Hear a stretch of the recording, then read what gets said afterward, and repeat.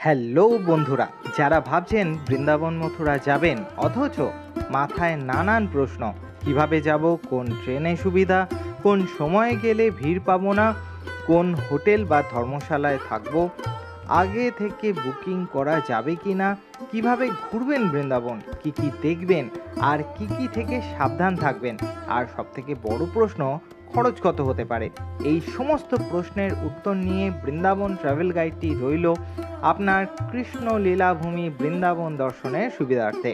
আর শুরুতেই বলে রাখি, আমাদের এই ট্রাভেল চ্যানেলটি কোনো কিছুর কিন্তু বিজ্ঞাপন করে না, শুধুমাত্র যাতে আপনাদের ভ্রমণটা সুবিধাজনক হয় তার জন্যই এই প্রচেষ্টা।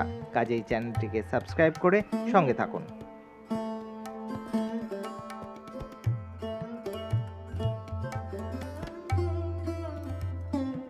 প্রথমেই বলি কিভাবে যাবেন বৃন্দাবন। বৃন্দাবন যেতে হলে বৃন্দাবন যাওয়ার কিন্তু সরাসরি কোনো ট্রেন পাবেন না। বৃন্দাবন স্টেশন থাকা সত্ত্বেও এখানে সরাসরি কোনো ট্রেন নেই, দুশ্চিন্তা কোনো কারণ নেই। কলকাতা স্টেশন থেকে, হাওড়া স্টেশন থেকে এবং শিয়ালদহ স্টেশন থেকে বিভিন্ন ট্রেন পেয়ে যাবেন মথুরাগামী। কলকাতা স্টেশন থেকে বুধ এবং বৃহস্পতিবার মথুরাগামী ট্রেন পেয়ে যাবেন। হাওড়া থেকে চম্বল এক্সপ্রেস মথুরা যায় শুক্রবার করে। সমস্ত ট্রেনের ডিটেলস আমি কিন্তু স্ক্রিনে দিয়ে দিলাম, আপনারা ভিডিওটি পজ করে স্ক্রিনশট নিয়ে রেখে দিতে পারেন আপনার ফিউচার ইউজের জন্য। এবার সরাসরি যদি ট্রেন না পান তাহলে কিভাবে যাবেন? হাওড়া থেকে আলিগড় জংশন চলে যেতে পারেন। আলিগড় থেকে 1 ঘন্টায় বৃন্দাবন চলে যেতে পারবেন, তবে সেটা গাড়িতে। আর নইলে আগ্রা ফোর্ট চলে যেতে পারেন। আগ্রা ফোর্ট থেকেও আপনি গাড়ি পেয়ে যাবেন বৃন্দাবন যাওয়ার জন্য। আর আরেকটা জিনিস আপনারা করতে পারেন, সেটা আরও সহজ হবে কিন্তু সময় একটুখানি বেশি লাগতে পারে, সেটা হচ্ছে নিউ দিল্লি যাওয়ার জন্য আপনি প্রচুর গাড়ি পেয়ে যাবেন। শিয়ালদহ হাওড়া থেকে আপনি প্রচুর গাড়ি পেয়ে যাবেন, ট্রেন পেয়ে যাবেন। নিউ দিল্লি চলে আসুন। এবার নিউ দিল্লি স্টেশন থেকে ট্রেন পেয়ে যাবেন মথুরা জাংশনের জন্য। কিন্তু দাঁড়ান, নিউ দিল্লি স্টেশন থেকে মথুরাগামী কিন্তু ট্রেন কম, তাই ট্রেন বা অটো করে চলে যান দিল্লির নিজামুদ্দিন স্টেশন। প্রতি ঘন্টায় মথুরা যাওয়ার ট্রেন পাবেন এখান থেকে। আবার আপনি যদি চান তাহলে নিউ দিল্লি স্টেশন থেকে চলে আসুন অটোতে সারাই খালেখা আইএসবিটি বাস স্ট্যান্ডে। এখান থেকে বাসে 250 টাকার মতো টিকিট কেটে আপনি সরাসরি বৃন্দাবন যেতে পারবেন। আমি কিভাবে গিয়েছিলাম? আমি গিয়েছিলাম রাজধানী এক্সপ্রেসে। নিউ দিল্লি থেকে আবার 7 সিটার যে এর্টিগা গাড়ি হয় সেটা নিয়ে সরাসরি বৃন্দাবন। সেক্ষেত্রে খরচ আপনার গাড়িতে পড়বে 3,500 থেকে 4,000 মতো। আর যদি ফ্লাইটে আসেন তাহলে চলে আসুন খেরিয়া এয়ারপোর্ট আগ্রা, সেখান থেকে গাড়ি করে চলে আসুন বৃন্দাবন। বৃন্দাবন আসার সমস্ত সম্ভাব্য উপায়গুলো আমি কিন্তু দিয়ে দিলাম। এবার আপনার ইচ্ছা মতো, সুবিধা মতো আপনি বৃন্দাবনে আসতে পারেন। এবার বলি কখন আসবেন বৃন্দাবন। সব থেকে ভালো সময় বৃন্দাবন যাওয়ার হলো অক্টোবর থেকে মার্চ, কিন্তু এই সিজন টাইমে প্রচণ্ড ভিড় হয়, সেটা মাথায় রাখবেন। যেমন দামোদর মাস অর্থাৎ নভেম্বর মাস, আবার ক্রিসমাসের যে সপ্তাহটি অর্থাৎ 20 থেকে 31শে ডিসেম্বর, আর হোলির সময় ভিড় না চাইলে এই সময়গুলো কিন্তু এড়িয়ে যাবেন। এবার কোথায় থাকবেন বৃন্দাবনে? বৃন্দাবনে প্রচুর হোটেল, ধর্মশালা, আশ্রম রয়েছে। যারা জানেন না তাদের বলি, বৃন্দাবনের দুটো পার্ট, একটা হচ্ছে ওল্ড এবং একটা হচ্ছে নিউ।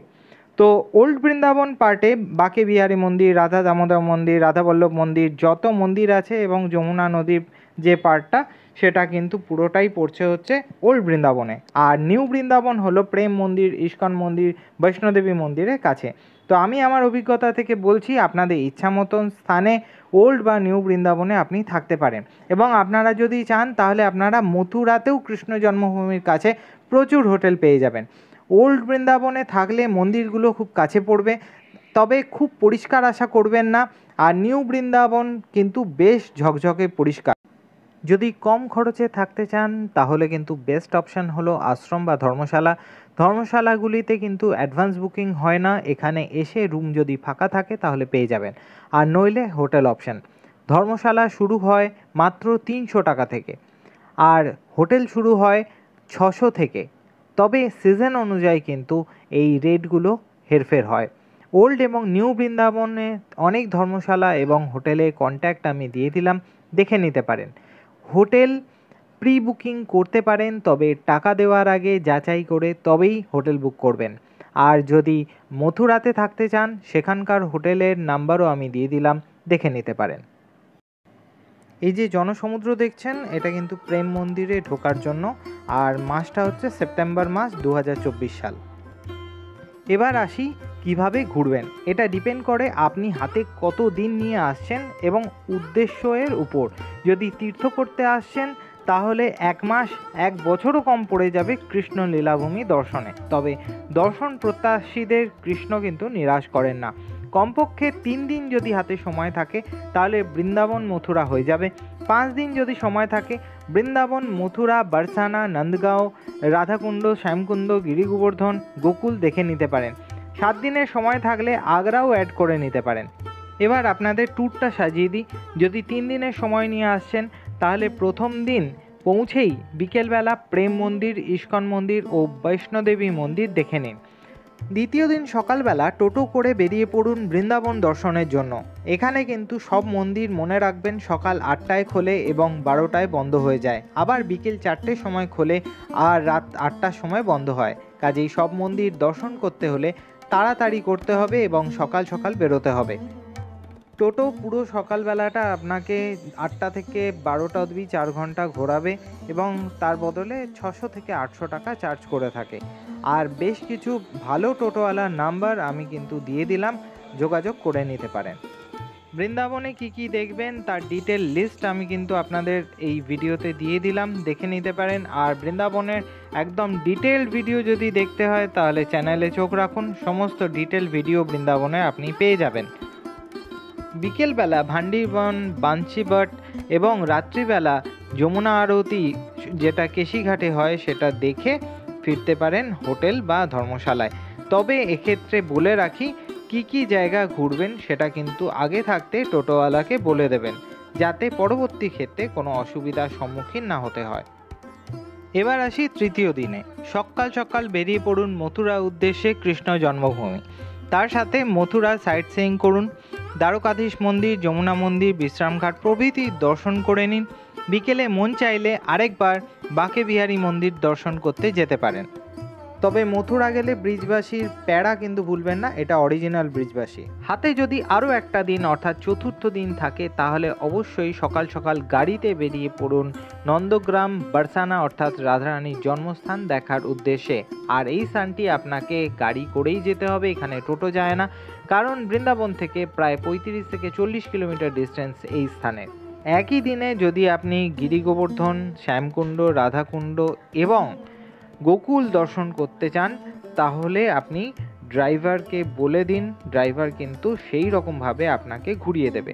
তবে যদি আপনি শুধুমাত্র নন্দগ্রাম বারসানা গোবর্ধন করেন তাহলে 2500 টাকা পড়ে, এবং গোকুল যদি আপনি অ্যাড করেন তাহলে সেটা কিন্তু 4000 থেকে 4500 টাকা বড় গাড়ির জন্য পড়ে। আর এক্ষেত্রে যদি আপনি ছোট গাড়ি করেন তাহলে এই 500 টাকার মোটামুটি হেরফের হবে। যদি আপনাদের হাতে 5 দিন থাকে তাহলে অবশ্যই গোকুল আলাদা করে করুন, সেক্ষেত্রে আপনার গাড়ি 2500 টাকা বেঁচে যাবে। আপনার 2500 টাকায় নন্দগ্রাম বারসানা এবং গিরি গোবর্ধন ঘোরা হয়ে যাবে। তো 5 নম্বর দিন আপনি টোটোয় করে বেরিয়ে পড়ুন, আর 1500 টাকায় আপনার গোকুল, রমণরেতি, ব্রহ্মাণ্ডঘাট প্রভৃতি এই সমস্ত স্থানগুলো হয়ে যাবে। হাতে 6 দিনের সময় থাকলে বৃন্দাবনকে আরেকটু ভালো করে এক্সপ্লোর করতে পারবেন একটা দিনের জন্য, অথবা 6 নম্বর দিনে আপনি আগ্রা ঘুরে নিতে পারেন। বা হাতে যদি 7 দিন সময় থাকে তাহলে তো কথাই নেই, তাহলে একটা দিন বৃন্দাবনের জন্য আরও রাখুন এক্সট্রা, আর তার সাথে একটা দিন আপনি আগ্রা ঘুরে নিন, আগ্রা সাইট সিইং করুন। গাড়িতে 3000 টাকা করে নেয়, তাহলে আগ্রা ফোর্ট, তাজমহল, ফতেপুর সিক্রি, সেকেন্দ্রা এগুলো আপনি আগ্রার ঘুরে নিতে পারবেন। বৃন্দাবনে যেটা থেকে সাবধান থাকবেন সেটা হলো বাঁদর। চোখে যদি চশমা থাকে, হাতের ব্যাগ, মোবাইল বা ক্যামেরা থাকলে সেটি কিন্তু বাঁদর ছিনিয়ে নিয়ে যাবে। ফ্রুটির প্যাকেট না দেওয়া পর্যন্ত ফেরত পাবেন না, তাও আস্ত থাকবে কিনা তার ভরসা নেই, তাই সাবধান থাকবেন বাঁদর থেকে। আরেকটা জিনিস সেটা হলো টোটো ঠিক করলে ভালো করে স্পটগুলো বলে দিন এবং টাকার অঙ্কটিও ভালো করে বলে দিন।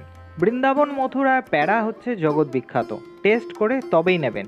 বেস্ট প্যারা ব্রিজবাসীর প্যারা, তবে আসল ব্রিজবাসী থেকে নেবেন। আর গোকুলে প্যারাও কিন্তু মন্দ নয়। এবার আসি এক্সপেন্ডিচার বা খরচে। খরচ কিন্তু পুরোটাই আপনার থাকা, খাওয়া, ঘোরা এইসবের ওপরে ডিপেন্ড করছে। আমি 3 দিন আর 5 দিনের ঘোরার খরচটা বলে দিচ্ছি। ট্রেনে করে যদি বৃন্দাবন আসেন তাহলে স্লিপারে ভাড়া মোটামুটি 640 থেকে 650-র মধ্যে হয়। 3 টায়ার এসিতে 1680 থেকে 1700 টাকার মধ্যে থাকে এবং 2 টায়ার এসিতে 2400 থেকে 2500 টাকার মধ্যে হয়। মোটামুটি স্ট্যান্ডার্ড হোটেলে যদি আপনি থাকেন তাহলে 900 টাকা করে, 3 দিনে 2700 টাকা, 5 দিন যদি থাকেন তাহলে 4500 টাকা।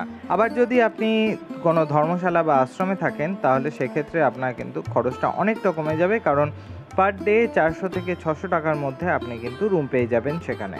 খাওয়া খরচা হিসাবে পার হেড 250 টাকা পার ডে ধরে রাখুন। আর যদি আপনি সাত্ত্বিক ভোজন করতে চান, প্রচুর আশ্রম আছে যেখানে ভোগ খাওয়ানো হয়। ভারত সেবাশ্রম আছে, রামকৃষ্ণ সেবাশ্রম আছে, প্রচুর আশ্রম আছে যেখানে আপনার ভোগ খাওয়ানো হয়, সেখানে কিন্তু আপনি ভোগ পেয়ে যাবেন। বৃন্দাবনে ঘোরার জন্য টোটো 600 থেকে 800 টাকা নেবে। মথুরার জন্য টোটো আপনার থেকে 800 টাকা নেবে। গোকুল যদি টোটোতে করে ঘুরতে চান তাহলে 1500 থেকে 1700 টাকা নেবে। আর যদি গাড়ি বুক করেন বারসানা, গোকুল, নন্দগাঁও জন্য তাহলে আপনার 2500 টাকা পড়বে। আর তার সাথে যদি আপনি গাড়িতে করেই গোকুল ঘুরতে চান তাহলে আরও 2500 টাকা অ্যাড করবেন। তাহলে ওই স্ক্রিনে দেখানো মতো আপনার 3 দিনের খরচ এইরকম পড়বে আর 5 দিনের খরচ এইরকম পড়বে। তবে মনে রাখবেন গ্রুপ ট্যুর করলে খরচ কিন্তু কমে। আর যদি আপনি সিজন টাইমে আসছেন তাহলে কিন্তু সমস্ত কিছুর প্রাইস হেরফের হবেই। সিজন টাইমে বেশি থাকবে হোটেল রেট, আর যদি আপনি অফ সিজনে আসছেন তাহলে খরচ একটু কম পড়বে। ব্যাস, আর চিন্তা কিসে, সমস্ত ইনফরমেশান তো পেয়েই গেছেন। রাধে রাধে বলে বেরিয়ে পড়ুন, সাথে আমি তো আছি। কোনো অসুবিধা হলে কমেন্টে প্রশ্ন করুন, যথাসাধ্য চেষ্টা করব উত্তর দেওয়ার। বা ফেসবুক, ইনস্টাগ্রামেও আমাকে কোয়ারি পাঠাতে পারেন। উপকারে লাগতে পারলে খুশি হব। দেখা হচ্ছে বৃন্দাবনের ডিটেল সমস্ত ভিডিও নিয়ে। ভালো থাকুন, ভালো রাখুন, ভালোবাসুন আর দেখতে থাকুন সুব্রতস ডায়েরি। রাধে রাধে বন্ধুরা।